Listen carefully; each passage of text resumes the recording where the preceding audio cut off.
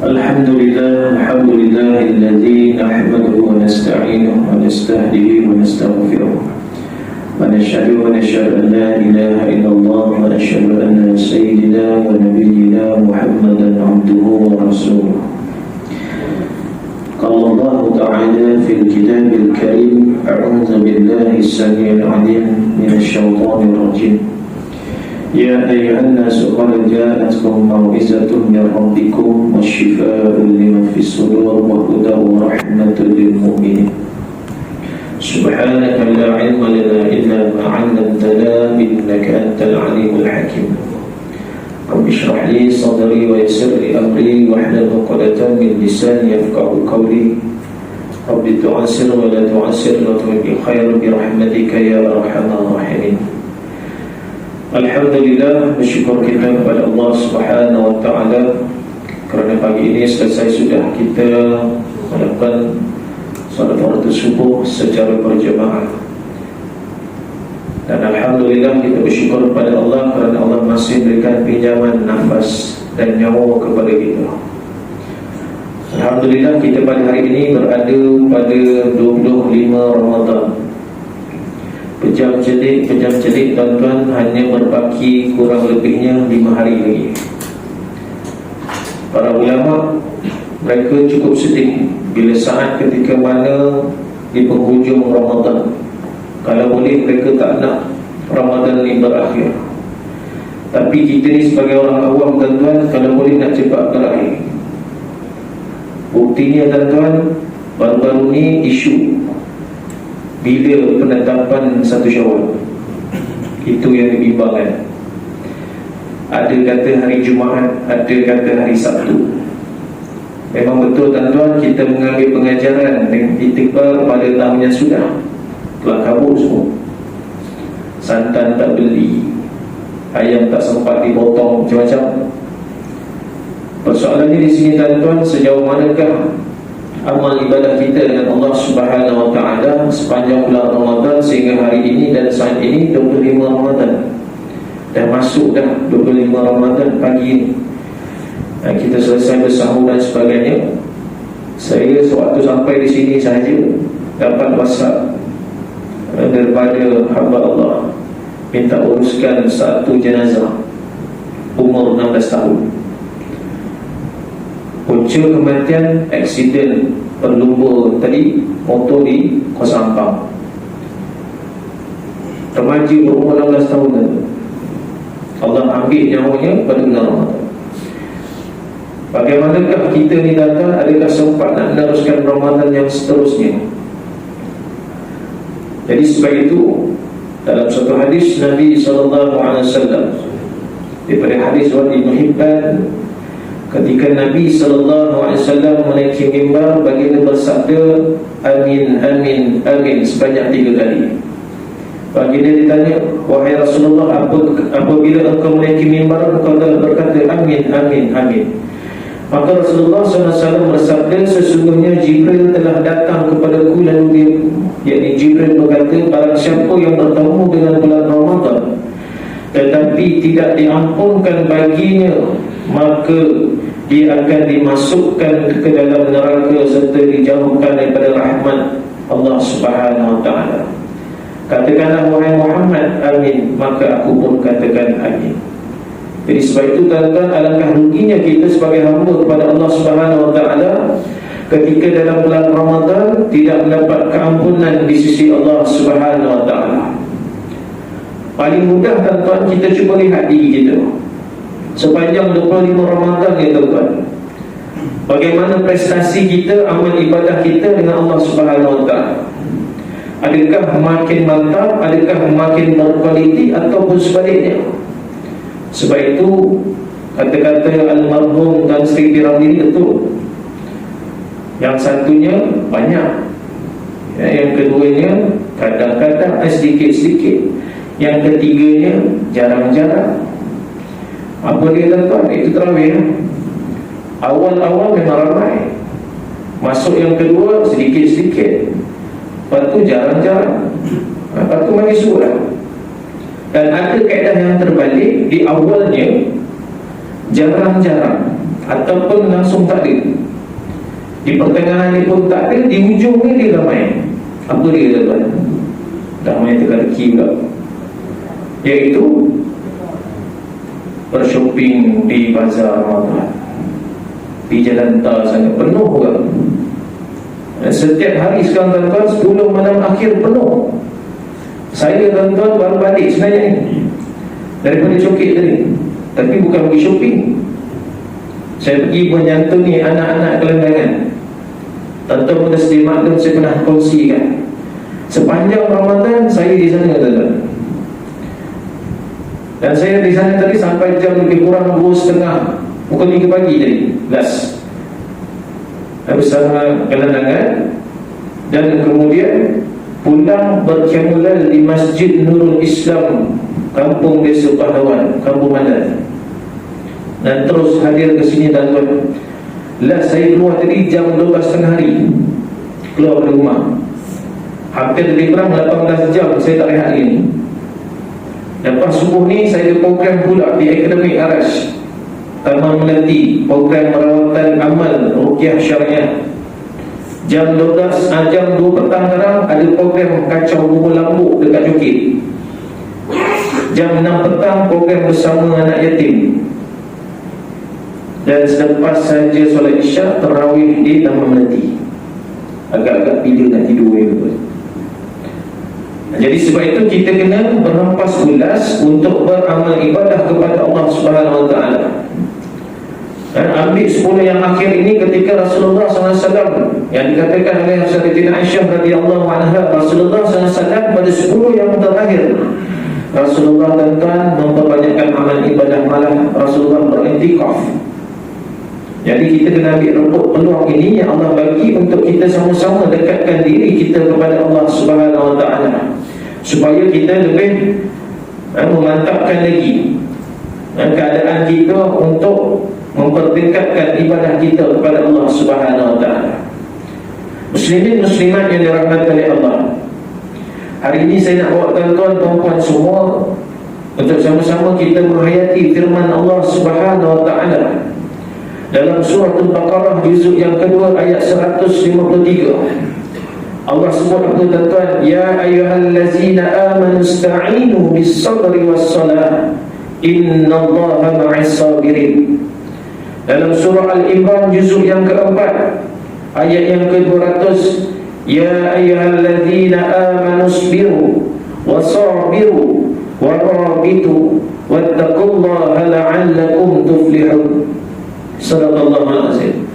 Dua ayat ni tuan-tuan, kalau tuan-tuan dengar pada awal saya baca surah Al-Baqarah ayat 153 dan surah Al-Imran ayat 200, ada perkataan Allah kata ya ayyuhallazina amanu ista'inu bis-sabri was-salah innallaha ma'as sabirin. Perkataan sabar. Dan Allah kata surah Al-Imran ya ayyuhallazina amanu isbiru wasabiru warabitu wattaqullaha la'allakum tuflihun. Di awalnya Allah kata wahai orang beriman, bersabarlah dan bersabarlah dalam melakukan ketaatan kepada Allah Subhanahu Wa Taala. Wattaqullaha la'allakum tuflihun. Bertakwalah kamu kepada Allah, mudah-mudahan kamu menjadi orang yang berjaya. Sebab itu perkataan sabar ini tuan-tuan cukup mudah. Dalam kita melakukan amal ibadah ni tuan-tuan, ulama bagikan pada 3 perkara berkaitan dengan sabar.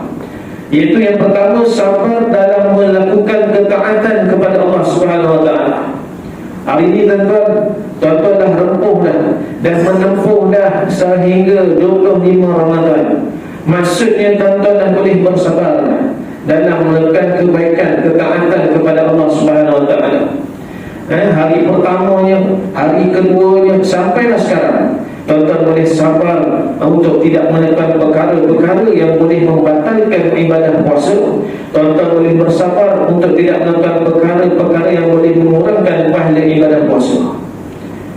Dan tuan-tuan boleh bersabar dalam melakukan ketaatan, bangun malam, berqiyamul lail, bertarawih, bertadarus. Sabar tuan-tuan. Kadang-kadang kita ni tak sabar. Nak buat amal ibadah pun kadang-kadang kita cepat merunut.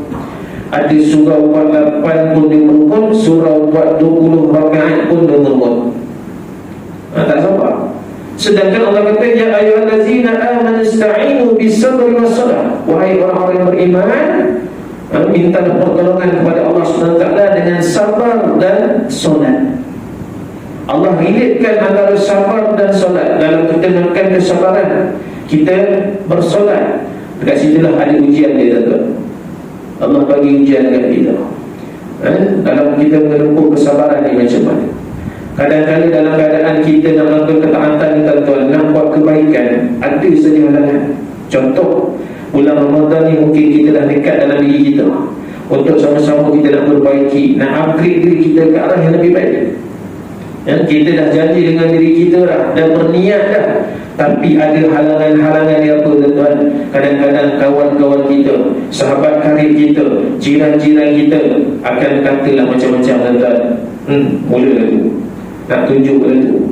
Ini nampak benda baik, tuan-tuan. Itu kalau biasa. Nak tak nak, mau tak mau, kena hadap, tuan-tuan. Nak buat perkara kebaikan, memang kena hadap perkara sedemikian. Bila mana dalam keadaan kita melakukan solat dengan penuh kesabaran kita, daripada mengangkat takbir sampailah bagi salam, tuan-tuan. Bila mana tengok imam baca terlalu panjang dan sebagainya, kena sabar. Jangan tak sabar. Dia dah dalam hati dah muat dah, panjang betul baca ni. Contoh, betul dah, tuan-tuan, pagi ni, tuan-tuan, di Kompleks Nasional Putrajaya, hari ni hari mulai bagi tadi jam 2 pagi sampai 5 pagi tadi, hanya melakukan solat sunat tahajud saja. Bermula 2 pagi tadi sampai 5 pagi, 3 jam, tuan-tuan, solat sunat tahajud 2 rakaat saja. Agak-agak, tuan-tuan, rakaat pertama baru surah baca. Tuan-tuan tahu siapa yang pimpin? Iaitu Al-Fadilatul Syekh Isa Nasrawi, iaitu Ketua Ulama Al-Quran Dunia, ada di Kompleks Syukuran. Beliau yang memimpin. Semalam beliau pimpin tarawih, dan pagi tadi beliau pimpin solat solat malam, iaitu qiyamulail bersama dengan masyarakat di sana. 2 rakaat saja, 2 hingga 3 pagi. Nak penuh kesabaran pula. Nampak ketaatan ni, sabar ni, agak-agak bila nak habis. Yang paling saya terkejut, tuan-tuan, dikabarkan oleh anak murid beliau, iaitu Syekh Abdullah Subhi Al-Marik. Beliau cerita, tuan-tuan, ketika Syekh Isa datang, Syekh Isa dah datang sebelum Ramadan lagi, alhamdulillah. Dan sewaktu Syekh Isa dah datang kat sini Malaysia, awal Ramadan, pertengahan Ramadan, pertengahan Ramadan, anak murid Syekh ni, Syekh Abdullah Subhi ni, duduk di belakang Syekh Isa, tuan-tuan, untuk ikut sama-sama berqiyamulail antara dua. Itu Syekh Isa kat depan, anak murid di belakang. Tuan-tuan tahu apa yang berlaku, tuan-tuan? Syekh Abdullah Subhi ni cerita. Saya cerita ni untuk motivate diri kita, tuan-tuan. Syekh Abdullah Subhi ni dia kunci alam telefon ni nak bangun. Tapi sebabkan Syekh Isa ni bangun awal, beliau pun ikutlah, jadi dia terlupa nak tutup alam telefon dia awal-awal. Dan sewaktu tengah solat, tuan-tuan, alam telefon ni bunyi banyak kali. Dalam hati Syekh Abdullah ni, dia kata, matilah dengan malam ni. Sebab Syekh Isa ni dia straight, tuan-tuan, dan dia tengah cari macam mana akalnya nak tutup ni, sebab handphone tu letak jauh. Sehinggalah habis, tuan-tuan, dia terus pergi jumpa dengan Syekh Isa. Dia maklum dengan Syekh Isa, dia minta maaf sangat-sangat sebab tadi ganggu telefon, alam telefon tu ganggu waktu solat. Tuan-tuan tahu apa Syekh Isa cakap? Syekh Isa kata dia tak dengar apa-apa langsung, tak dengar apa-apa bunyi langsung. Masya Allah, hebat, tuan-tuan. Solat tak dengar alam telefon.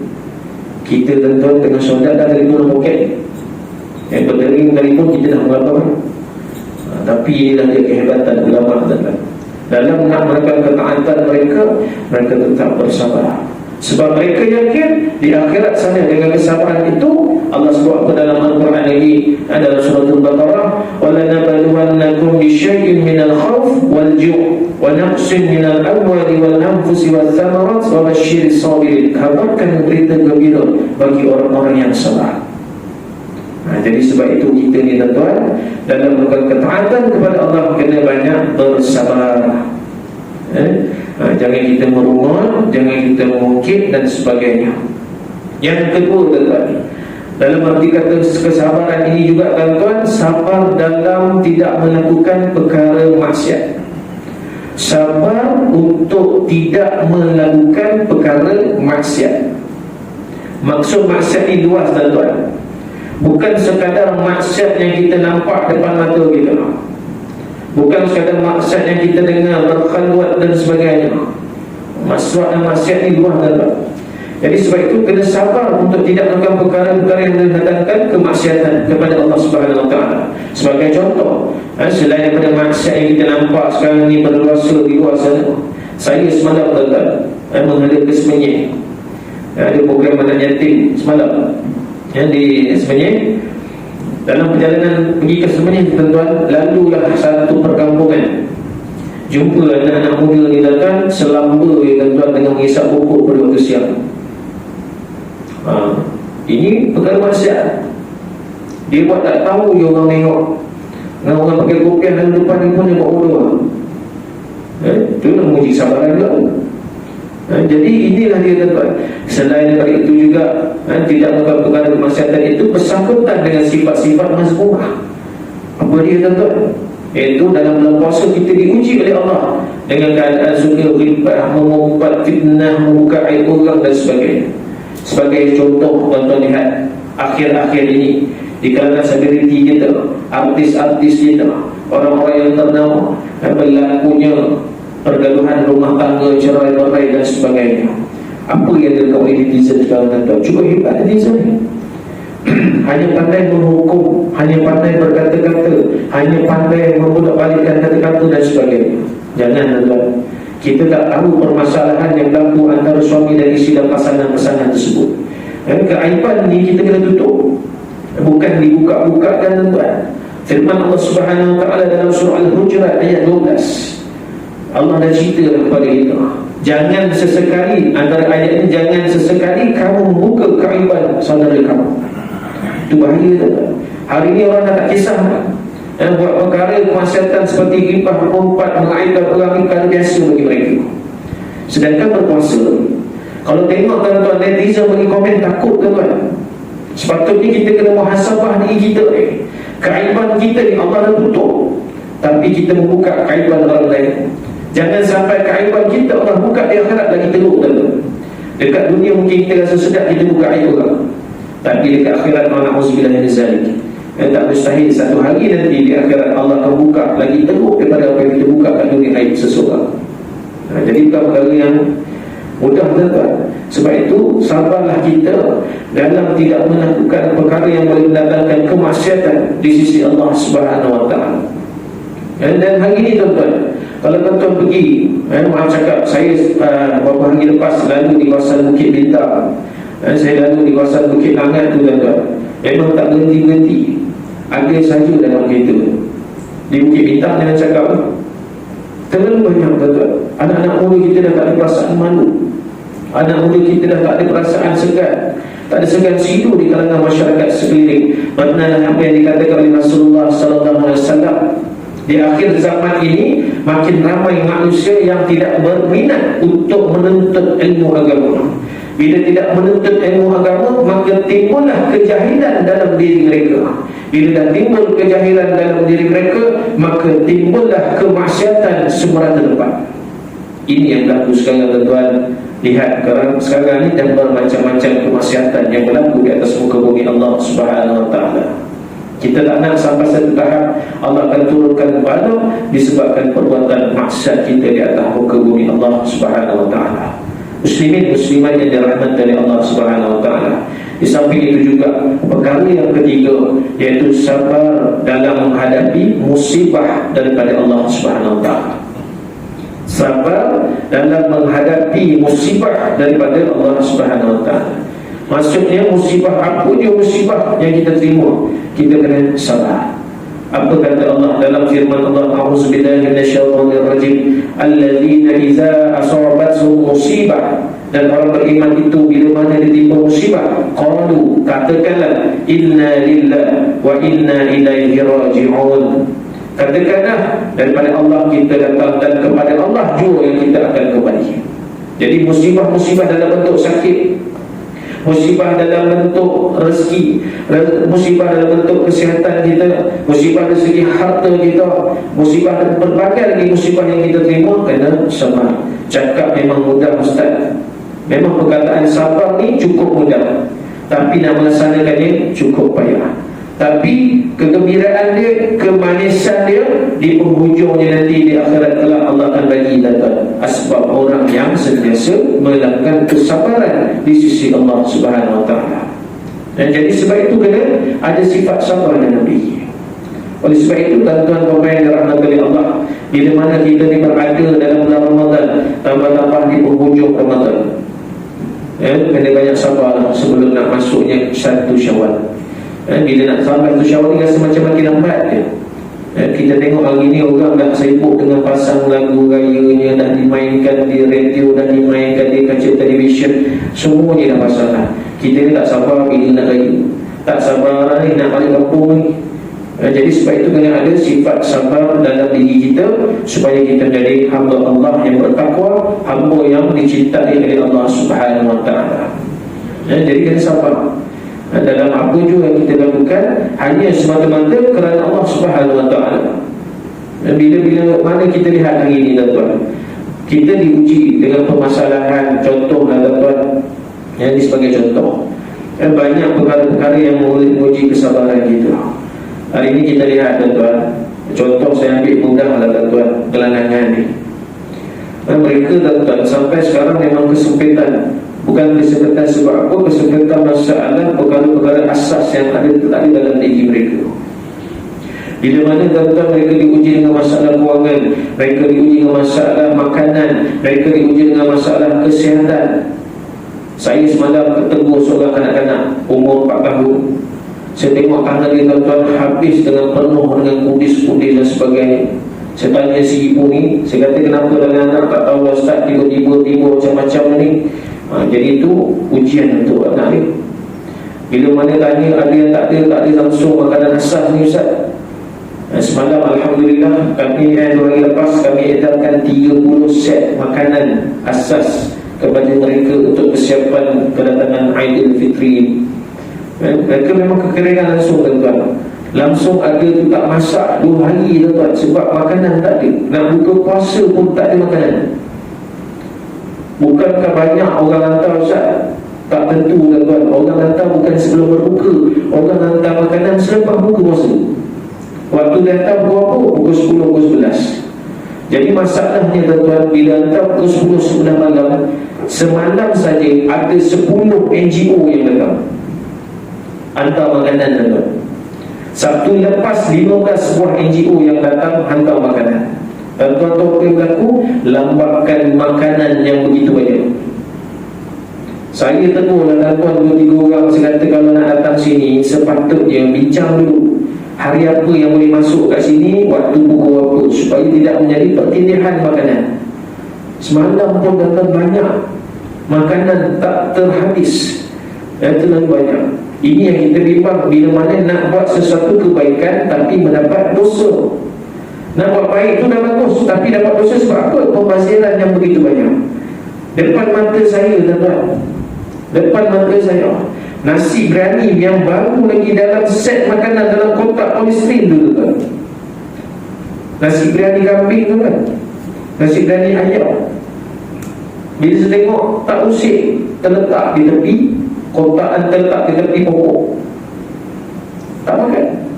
Sebab nampakkan makanan terlalu banyak. Dan keluar baru ni dalam surat khabar Cosmo, keluar dalam surat khabar Metro, nampakkan makanan yang banyak terhadap insan-insan gelandangan.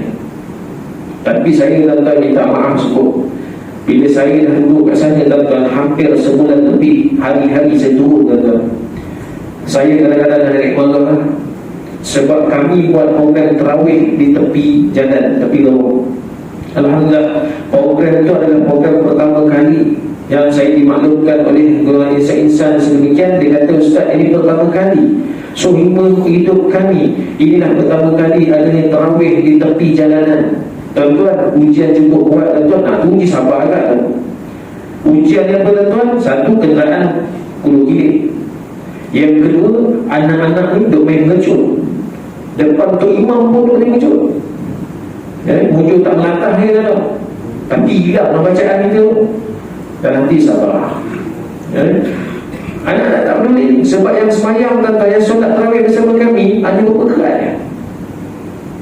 Yang anak-anak solat, yang mak ayah tak solat tuan-tuan. Mak ayah duduk depan. Berapa-apa time ada NGO datang hantar makanan, NGO dah hantar keperluan, mereka lebih utamakan keperluan daripada nak lakukan solat tadi. Sedih tak? Sampai saya buat tazkirah, saya kata tak bersyukur ni macam mana akibatnya. Orang yang tak bersyukur dengan nikmat Allah macam mana akibatnya. Tak ada rasa apa tu. Dan baru-baru ni ada satu NGO yang hantar Al-Quran tu. Bagi yang hantar Al-Quran dan satu set dalam Quran tu adanya macam-macam lagi lah dekat dalam set tu. Ada Al-Quran dan sebagainya. Saya tengok Quran tu tuan-tuan, saya tanya balik dengan NGO yang hantar tu. Saya kata, kenapa tuan bagi Al-Quran? Kenapa pula? Benda yang baik. Saya kata betul. Tapi kebanyakannya mereka-mereka insan-insan yang istimewa ni yang dekat sini, kebanyakannya tak pandai lagi baca Quran. Masih lagi belajar dengan bacaan Iqra. Jadi sebab itu kalau boleh jangan bagi Quran, bagi Iqra tak apa. Quran nanti dalam balik perhiasan. Yang paling menyedihkan, tulisan Al-Quran itu seolah-olah terbalik sana terbalik sini tuan-tuan. Tak teratur dalam helaian Al-Quran itu. Saya buka, saya tengok. Sebab saya dapat komplain daripada seorang hamba Allah, Ustaz, cuba Ustaz tengok Quran ni dah terbalik. Saya tengok betul tuan-tuan. Saya tegur dengan NGO ni, saya kata kenapa gitu dan ini. Ustaz jangan salahkan kami ni sebagai pemudah cara saja. Tuan-tuan lihat, tak peka dengan keadaan. Kita nak bagi satu benda itu bagus, tapi tengoklah keadaan situasi benda itu. Memang menguji kesabaran. Bila mana kami tinggal duduk di sana tuan-tuan, melihat karenah-karenah di kalangan mereka. Terlalu banyak pembaziran, terlalu banyak permasalahan yang berlaku di sana. Ada masa tuan-tuan boleh nak pergi sebelum tamat Ramadan ni nanti, pergilah seketika. Sebab ada satu surau daripada Gombak, saya tak tahu surau apa nama dia, adalah tertulis, tapi saya nampak tulisan Gombak tak dekat. Surau mana tu Allah Alam. Datang satu 4x4 bagi makanan. Saya tegur tuan-tuan, saya tegur juga baik dia. Saya kata, tuan, kalau tuan nak hantar kat sini boleh, tapi yang lebih eloknya tuan berhubung dengan individu tertentu. Hari apa yang boleh masuk slot nak bagi makan. Tuan-tuan tu apa dia jawab? Ikut suka kami nak bagi ikut. Kalau uji kesabaran juga boleh dapat. Jadi kita nak bagi jalan, nak benarkan jalan, dia malah hidup dia. Dia kata ini hak kami dah kontak dengan jemaah, kami nak bagi. Boleh tak? Macam saya cakap tadi, nak buat kebaikan bagus tapi menambahkan dosa. Menambahkan dosa sebab apa? Pemaziran. Jadi ini sebabnya yang berlaku di sana. Jadi kita tak nak sampai bala Allah SWT turun, musibah Allah SWT turun kat atas muka bumi Allah. Sebab banyak sangat kekecohan, banyak sangat kehancuran yang berlaku di atas muka bumi Allah. Zaharal fasadu fil bahri wal bahri bima kasabat aydin nas. Telah zahir kerosakan, telah muncul kerosakan di atas muka bumi Allah Subhanahu wa taala disebabkan tangan-tangan manusia. Jadi membazir itu dah satu hal. Dengan tak solatnya, dengan tak menghormati orang solat, sedih tuan. Apatah lagi nak maaf cakap, dengan tak menutup aurat di kalangan kaum ibu. Tak tutup aurat tuan. Sampai saya dah tegur sikit demi sikit dalam bentuk tazkirah kita. Tak lama pun tazkirah 5-10 minit je pun tak ada kesan tuan. Tapi itulah saya fikir bagaimana baginda Rasulullah SAW dalam menjalankan dakwah baginda. Rasulullah diuji dengan keadaan-keadaan yang lebih teruk pada itu. Jadi itulah kita cuba mendekati perlahan-lahan, ajak perlahan-lahan. Kalau yang muslimat dia datang boleh 3 orang dia datang solat yang dewasa. Kadang-kadang ada 5 ke 6 orang. Begitu juga dengan anak-anak kecil yang lelaki, boleh dikira tuan-tuan. Selebihnya saya bawa budak-budak tahfiz datang meramaikan tuan-tuan. Semalam paling best kita buat qasidah untuk menarik orang. Tak datang juga tuan-tuan. Saya ada alat semua, gendang semua lengkap semua, tak datang juga. Yang datang orang luar yang buka puasa dekat restoran dekat depan Muhammad Yasin tu, datang singgah tengok. Oh, ada program kasidah, Masya Allah, ambil gambar semua dan sebagainya. Alhamdulillah, orang luar yang datang, bukan di tempat kosan yang berkaitan yang untuk mengimpun kat situ. Ini yang berlaku kata. Jadi muslimin muslimat yang dirahmati oleh Allah Subhanahu wa taala. Oleh sebab itu, sama-samalah kita mengupgrade dan mempertekadkan istiqamah dalam kita melakukan di akhir-akhir ni, penciptaan yang akhir ni dalam untuk kita mendapatkan malam Lailatul Qadar. Ustaz, saya dengar pada malam 21 Ramadan baru-baru ni Lailatul Qadar, sebab tengok keadaan langit dia macam ada bersih macam-macam dah. Lepas tu ada kata malam 23, dan yang terbaru malam 25 pagi tadi. Tuan-tuan, persoalannya di sini tak perlu kita berbahas 21 ke, 22 ke, 25 ke Lailatul Qadar, buat sampai 10 hari.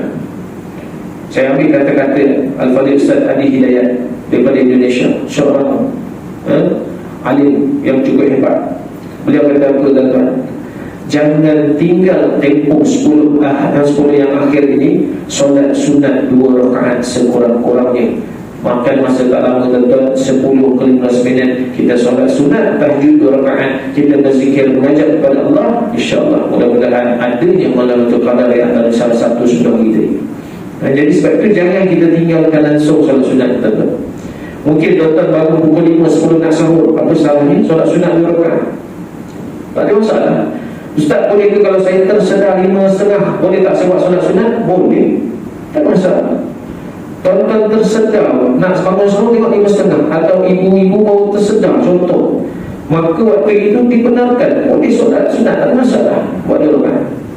Jangan tinggal langsung, tuan-tuan. Dan yang paling penting, tuan-tuan, sepanjang 10 akhir ini, perbanyakkan amalan-amalan kita, banyakkan lagi sedekah-sedekah kita, banyakkan lagi amalan-amalan sunat kita di sisi Allah. Walaupun tuan-tuan mungkin dah khatam, saya tak pasti semua dah khatam dulu. Kalau yang dah khatam, ulang balik, tuan-tuan. Jangan sia-siakan. Kita tengok dalam firman Allah Subhanahu wa taala dalam surah Al-An'am ayat 114. Allah menceritakan tentang bagaimana kita dah tamat bacaan Quran itu, dan berakhirlah benar kata-kata Allah. Kita dah habis khatam. Dan kaedah ini, tuan-tuan, sekongsi sikit bagi guru saya. Guru saya sebut, dah bila mana kita dah khatam sampai An-Nas, kita terus baca, iaitu ayat dalam surah Al-An'am ayat 114. Satu ayat saja, baca sampai habis, menunjukkan tamatnya kita dah baca bacaan ayat-ayat Allah ini selesai untuk sekali khatam tu. Lepas tu bacalah doa khatam Quran, kemudian dimulakan balik dengan awal Al-Fatihah dan terus surah Al-Baqarah dan sebagainya, terus baca balik macam biasa. Jangan bila dah khatam kita tinggal terus, rugi lah. Baca Quran ni kena sentiasa, walaupun satu hari satu muka, walaupun satu hari satu ayat kita mampu baca, tak ada masalah. Yang penting kita kekal momentum kita untuk terus baca Al-Quran. Jangan tinggal, tuan-tuan. Begitu juga solat sunat tasbih ni, tuan-tuan. Mana-mana surau setengah-setengahnya atau masjid, mereka tak buat solat sunat tasbih, tuan-tuan, sebab panjang sangat dia. Paling teruk, tuan-tuan, sebulan sekali Ramadan ni buatlah solat sunat tasbih. Sebenarnya tak lama pun, lebih kurang 45 minit. Saya, tuan-tuan, ada satu surau Taman Melati Bintang, kita buat, tak ada masalah. Mereka, alhamdulillah, mereka buat 5 hari tasbih, 5 hari biasa je, solat tahajud, taubat, hajat. Tapi 5 hari lagi tunggu pada tasbih. Tapi versi masing-masing macam ustaz-ustaz yang bawa, ikutlah, tak ada masalah. Dan baru-barunya dia isu, tanya soalan dengan saya, ustaz, ada yang saya pergi surau ni, dia buat solat sunat tasbih 2 rakaat je. Saya pun bela juga, kan?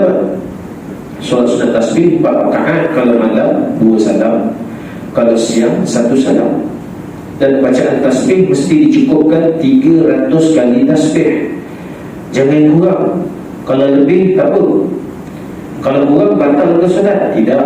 Tapi seolah-olah tak cukup lengkap, ataupun ada kecacatan dalam solat tersebut.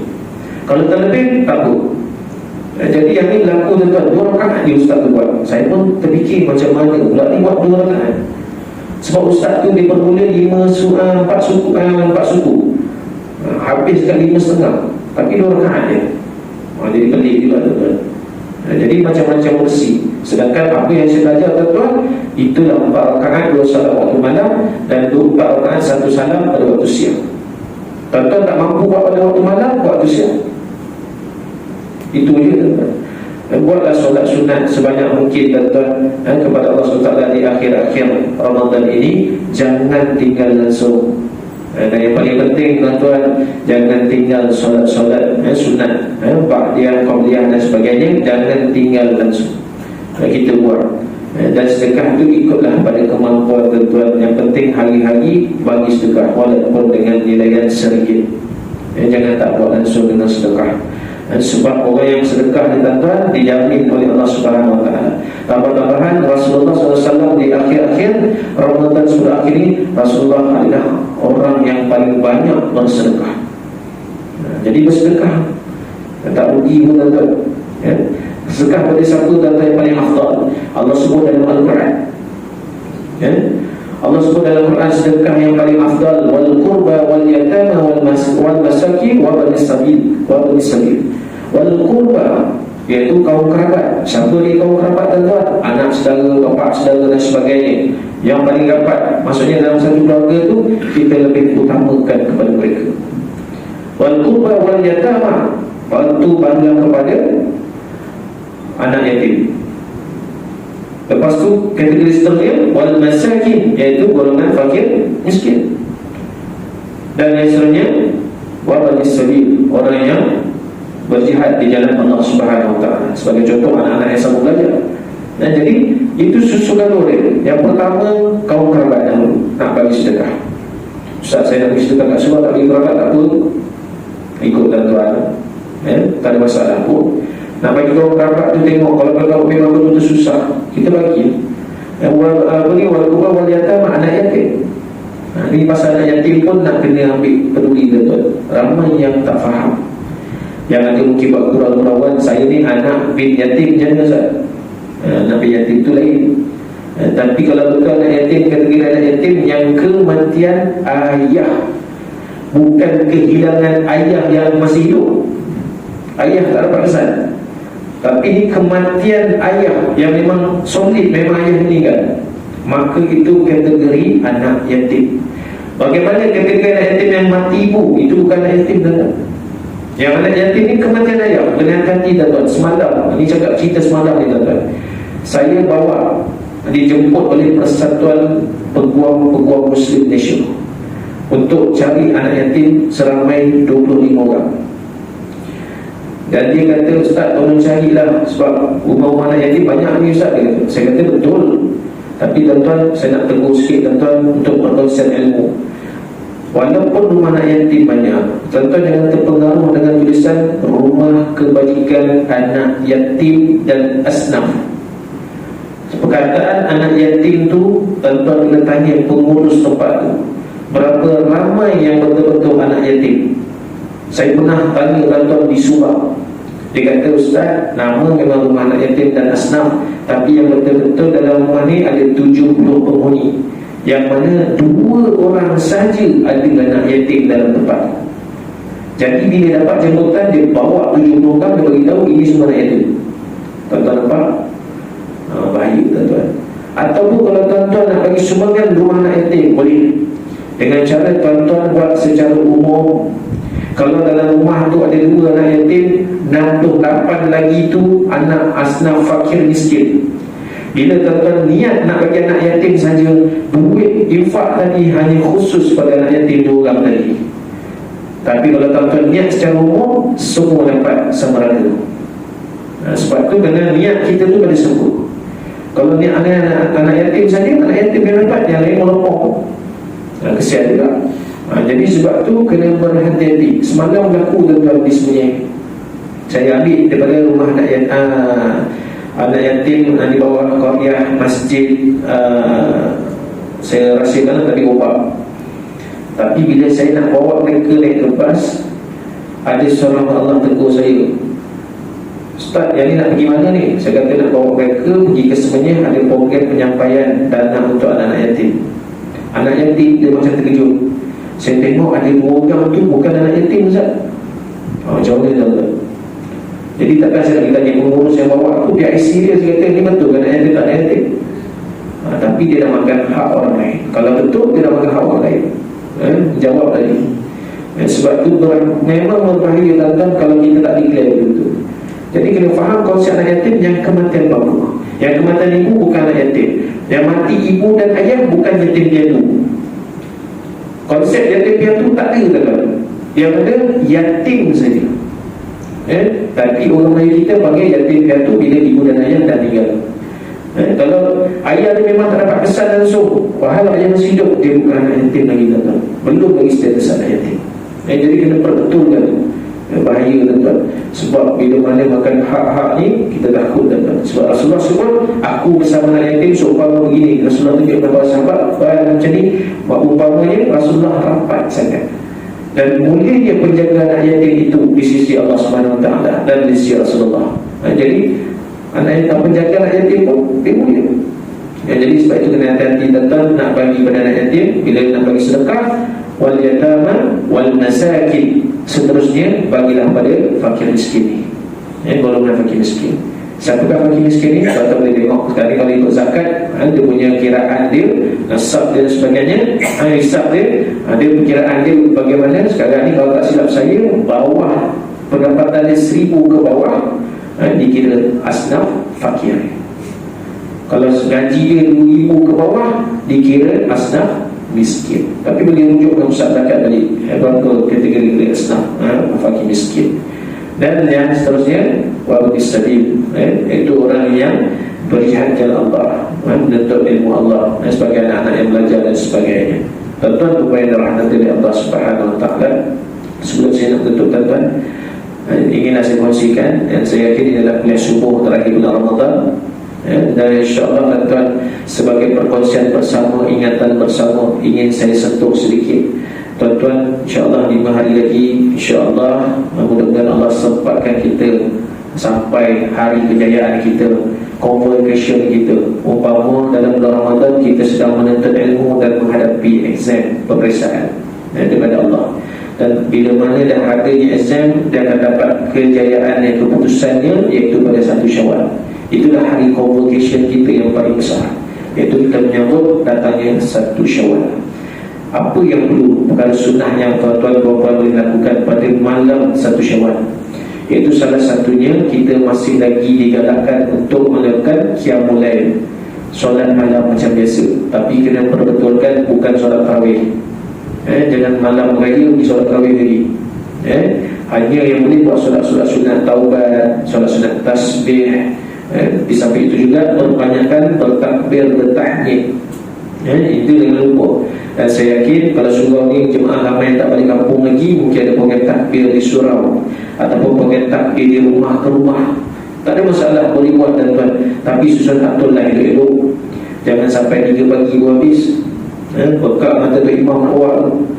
Saya banyak kali tuan-tuan dan terkena sebelum PKP, sampai pukul 2 pagi baru habis. Dan tuan rumah kalau boleh jangan jamu makan yang berat-berat.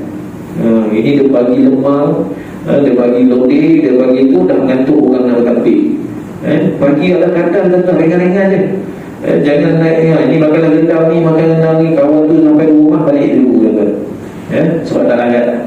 Jadi kita nak mengharmonikan, nak memuliakan rumah-rumah jiran, bertakbir. Lepas bertakbir tu dah agak 5 minit 10 minit tu akan lagi pergi rumah lain tak. Ini kadang duduk kampung bersembang pula tu.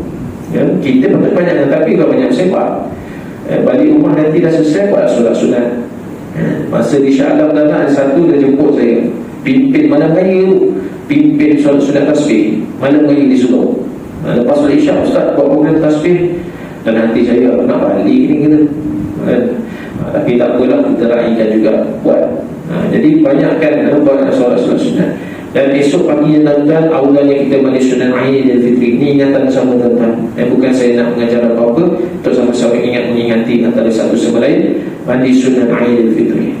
Dan kemudian jamah sedikit makanan, menunjukkan hari yang pertama itu hari kejayaan kita, yang kita dah tak berpuasa, makanlah sedikit. Jangan bantai satu batang berlemah. Makan separuh ikutlah sekecil tu. Ini badan ada lemak tu. Bila datang solat, Tok Imam baca khutbah, dia memang tak ada orang. Sebab dia dah bela-bela dengan lemak ni. Jadi makan sikit. Dan pergi jalan lain, sunnahnya balik jalan lain. Ada orang buat zaman sekarang susah nak tidur, memang tak tahu buat. Baru ni ada satu surah saya kongsi ni, rumah flat. Ustaz macam mana Ustaz, kalau rumah flat naik lift? Saya kata mudah je, kalau ada 3 lift, masa turun naik di yang pertama, masa balik naik di yang kedua. Jumpa orang yang sama juga, nak macam mana saya kata. Yang penting cari alternatif. Jangan pula gaji-gaji nak ditangga sampai dekat 15 tu, nak ubah lalu. Jadi tengok keadaan dan situasi. Okey, yang ketiganya tuan-tuan, yang paling penting tuan-tuan, dalam kita menyambut hari raya memang kita digalakkan menziarah-ziarahi, ziarah ahli keluarga, ziarah ahli keluarga kita terdekat dahulu, dan kemudian jiran, tetangga, sahabat. Kita ambil sunnah ni tuan-tuan. Dan yang seterusnya, ini paling penting tuan-tuan, saya nasihatkan untuk diri saya dan tuan-tuan pembagi rahmati Allah. Jagalah batasan-batasan aurat kita dengan sesama muslimin dan muslimat. Kita ni tuan-tuan, bila balik rumah kampung dan sebagainya, mulalah ipar dua semua ada dalam rumah. Jadi kena jaga batasan aurat tu. Dengan siapa yang kita boleh bersalaman, dengan siapa yang kita tak boleh bersalaman. Ini selalu jadi persoalan tuan-tuan. Boleh letak anak saudara saya lelaki Ustaz, anak saudara sebelah suami. Kita tak bagi faham, anak saudara saya ni lelaki sebelah suami, maksudnya suami dia punya anak saudara ni, adik-adik suami dia punya anak lah, yang lelaki ni. Katalah anak lelaki ni umur 17 tahun, dia nak sadar dengan mak saudara dia, boleh ke tak?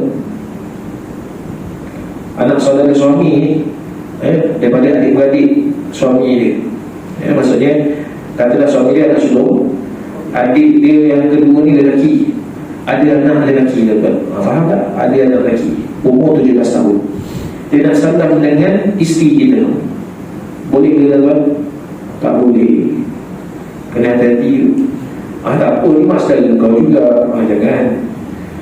Begitu juga kalau lah kita ni, isteri kita ada anak saudara perempuan, isteri kita ni ada anak saudara perempuan, sebelah isteri kita ni adik kepada isteri kita, adik kepada isteri kita ada anak perempuan umur 17 tahun, nak bersalaman dengan pakcik dia pada suami kita ni, boleh ke tak boleh?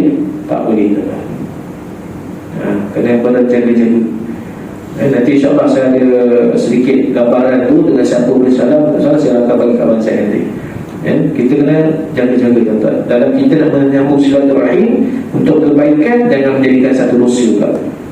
Begitu juga kalau berkumpul di kampung, batasan aurat kena jaga tuan-tuan. Ini bila malam raya tuan-tuan, habis semua ni, rambut habis semua, aurat semua terbuka habis. Dengan setting baju, masa nak masak lemang, nak masak betul-betul nak kacau tu semua, habis setting-setting, ipar dua yang melihat semua aurat. Dan pakaian tu janganlah nampak susuk tubuh badan. Tak boleh tuan-tuan.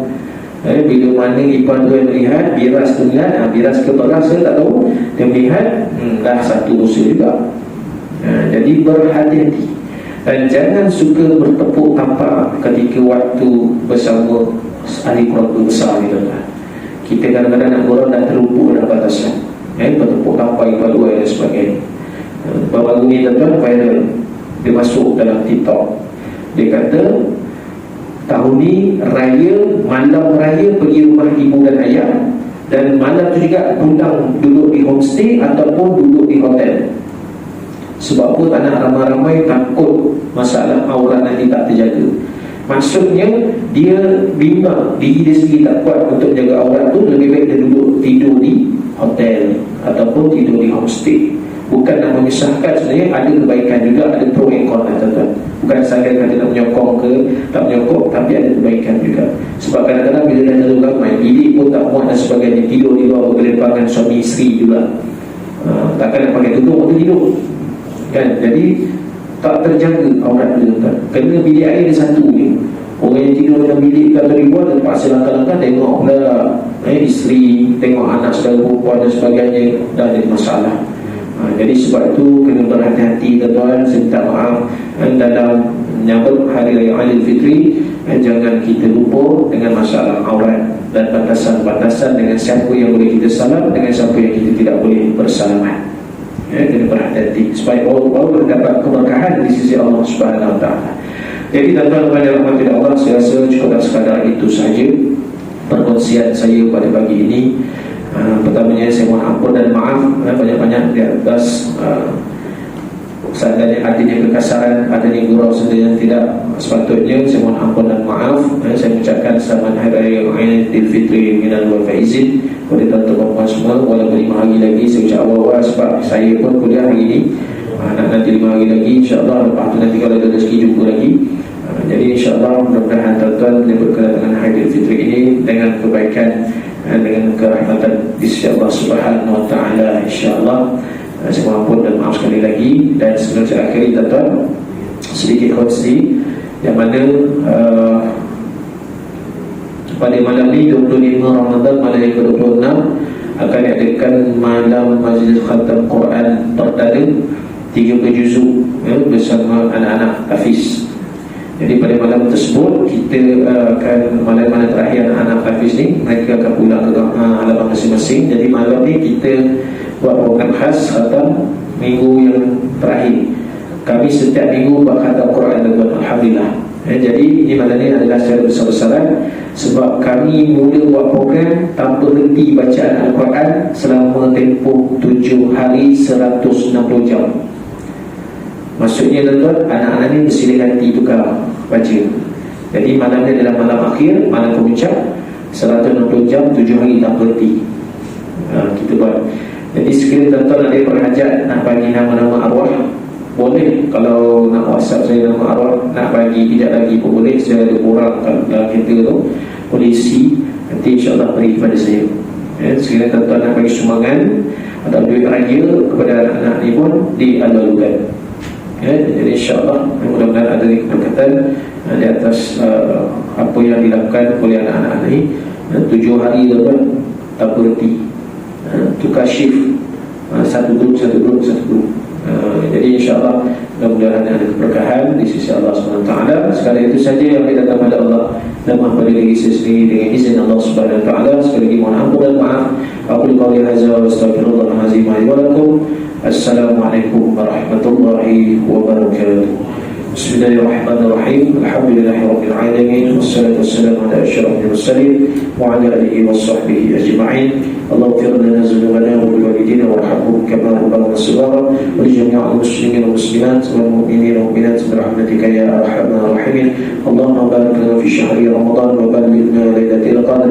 Allahumma innaka 'afuwwun karim tuhibbul 'afwa fa'fu 'anna wa 'an walidina wa jami'il muslimin wal muslimat wal mu'minina wal mu'minat bi rahmatika ya arhamar rahimin. Allahumma ya Allah, kami di waktu Ramadan yang akhir, kejutan yang akhir ini ya Allah, kami mohon kepada-Mu ya Allah, Kau terimalah segala doa kami ya Allah. Kau ampunkanlah segala dosa-dosa kami. Kau ampunkanlah dosa-dosa kedua ibu kami. Dia ibu kami ya Allah yang melahirkan kami ya Allah, yang menyusukan kami ya Allah, ampunkanlah dosanya ya Allah. Dialah ayah kami ya Allah yang membesarkan kami, beri nafkah dan tempat tinggal kepada kami ya Allah, ampunkanlah dosanya ya Allah. Ya Allah, yang jangan Kau bebankan dosa-dosa kami kepada mereka ya Allah. Ampunkanlah kami sebagai dosa sebagai seorang anak ya Allah. Ampunkanlah dosa kami sebagai seorang anak ya Allah, yang mungkin kami sering terleka mengabaikan tanggungjawab kami sebagai seorang anak ya Allah. Ya Allah, ya Tuhan kami, ampunkanlah dosa pasangan-pasangan kami ya Allah. Ampunkanlah dosa pasangan kami ya Allah. Ampunkanlah dosa anak-anak kami ya Allah. Ya Allah, Tuhan kami, ampunkanlah dosa kami sebagai seorang suami ya Allah. Ampunkanlah segala dosa kami sebagai seorang ayah kepada anak-anak kami ya Allah. Mungkin kami terleka ya Allah, terlepas pandang di atas tanggungjawab kami ya Allah. Ya Allah, ya Tuhan kami, mungkin ada di antara kami ini ya Allah yang diluka dengan kesakitan ya Allah. Pasal sakit-sakit mereka ya Allah, agar mudah untuk mereka beramal ibadah kepada-Mu ya Allah. Ya Allah, ya Tuhan kami, mungkin di kalangan kami ini ya Allah ada yang kesempitan rezeki ya Allah. Kau permudahkan rezekinya ya Allah. Dan mungkin di antara kami ini ya Allah diberimu dengan hutang ya Allah. Kau selesaikan hutang-hutang mereka ya Allah. Ya Allah, ya Tuhan kami, mungkin ada di antara kami ini ya Allah yang berhajat ya Allah, yang berhajat kepada sesuatu ya Allah, kebaikan ya Allah. Kau tunaikanlah hajat-hajat mereka ya Allah. Rabbana atina fid dunya hasanah wa fil akhirati hasanah wa qina adzabannar. Wa sallallahu ala sayyidina Muhammad wa ala alihi wa sahbihi wa wa baraka wasallam walhamdulillahi rabbil alamin. Wa barakallahu fikum.